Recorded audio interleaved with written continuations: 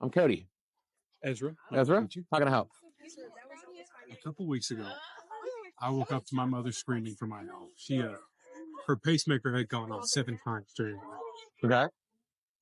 I took her to the hospital. Big ordeal. Do you have any experience in medical law stuff like that? So, I mean, medical malpractice is extremely hard to prove.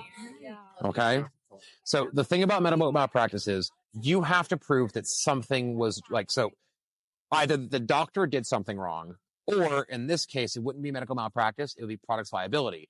Either the doctor did something wrong when they installed the device and that caused it to malfunction, or the device itself malfunctioned because of an issue with the manufacturer, the device not doing something it's supposed to do.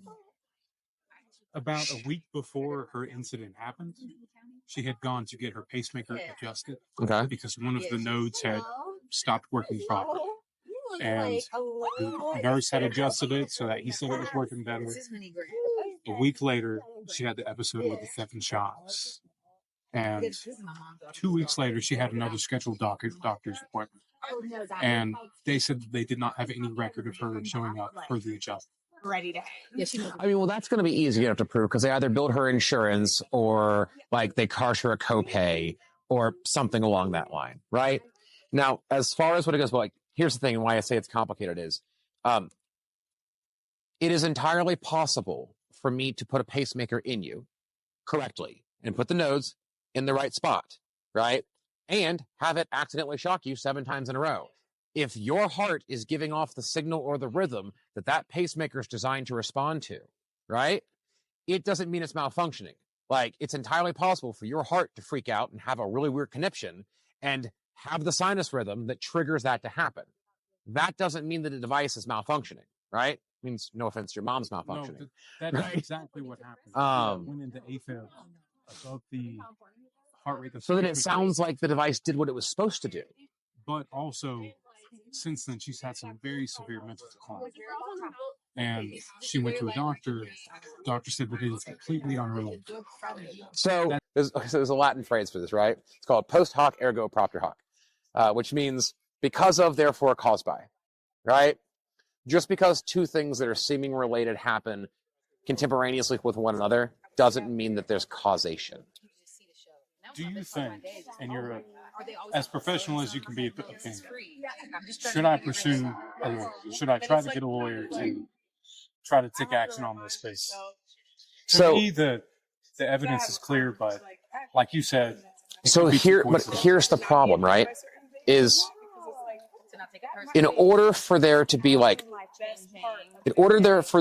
personal injury case or something, right?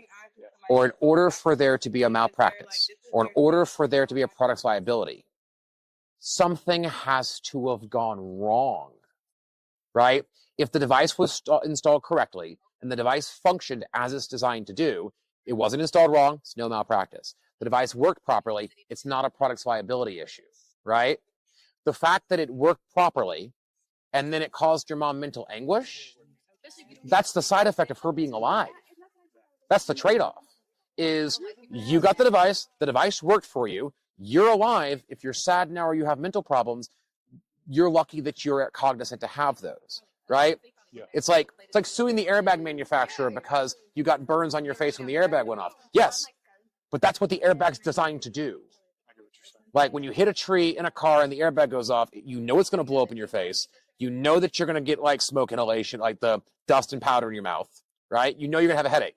You can't sue the manufacturer for having a headache, right? The airbag did what it was supposed to do, saved your life, right? And if you're I can see how there could be mental anguish from that. You into a car accident, you might be scared of driving a car, right? You can't sue Ford of your fear to drive cars because you got into a car accident, right? Even if they are related, that doesn't necessarily mean that they're caused by. In order for you to go after someone has to have done something wrong. So you have to find who did what wrong.